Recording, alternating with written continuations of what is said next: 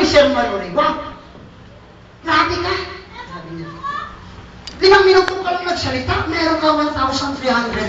Ako nga nangangaral dito, ang litig ng aking araw makapatid na, minsan $300 lang offering sa akin.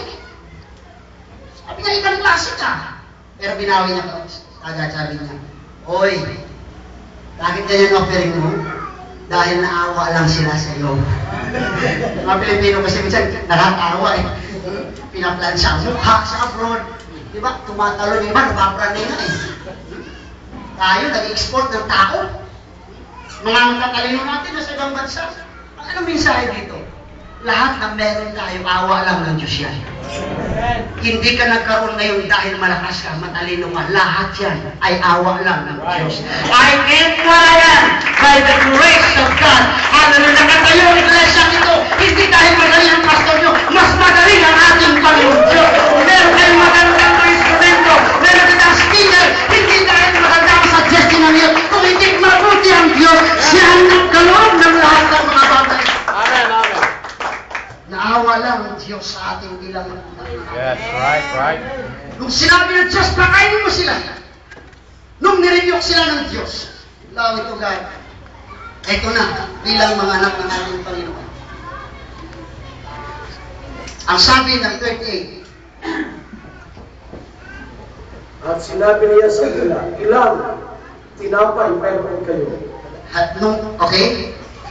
Magsisiparoon kayo at inyong tingnan at ng mga laman nila ay kanilang sinabi 5 at 2 isda. Dito, sa pagtanong ng Diyos, ang sinusukat ng Diyos ito ang faith. Ang panampalataya, meron ka. Ilan ba ang meron ka ngayon dyan? Anong bagay meron ka dyan ngayon?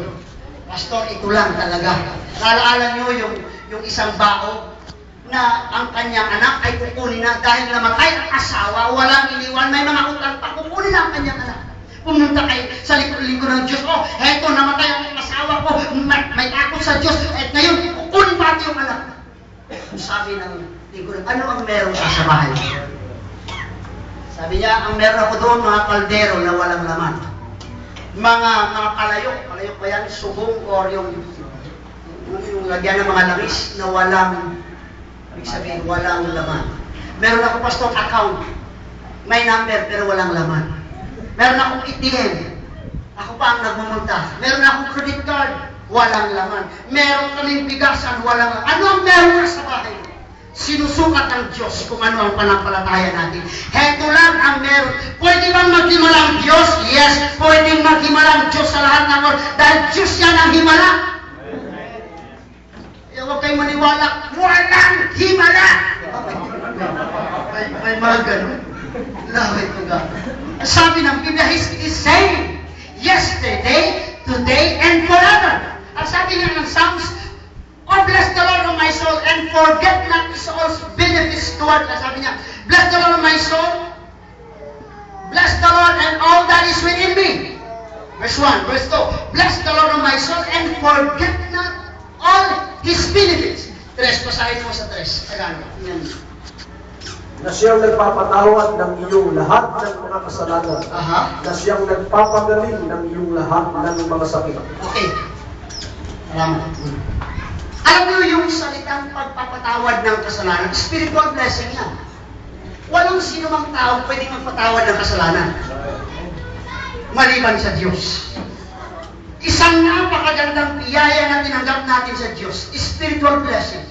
Dahil ang tao hindi kayang bayaran ang ating kasalanan. Ang dugo ng hayop hindi kayang bayaran ang ating kasalanan. Salamat merong Diyos na nagpatawad ng ating kasalanan. At tayo nandito ngayon dahil pinatawad ng ating Panginoon. Marunong ka lang umawit kahit sinong generation. Kung hindi ka nalilingkod sa Diyos, hindi ka pinatawad. Marunong kang bawit niya.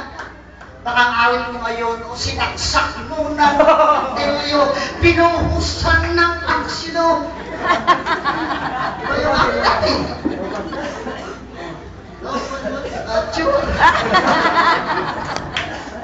Ano tayo? Diba? Yun ang alam ko siguro. Pero ngayon, marunong ka na kahit kukunti. Amen? Benta ng awit. Sadyang tayo mo, aking Panginoon.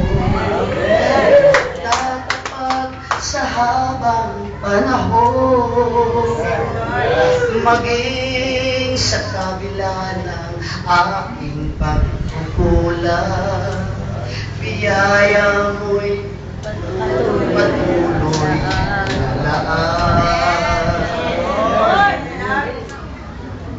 katulad ng pagsikat ng iyong araw, patuloy siyang nagbibigay ng law.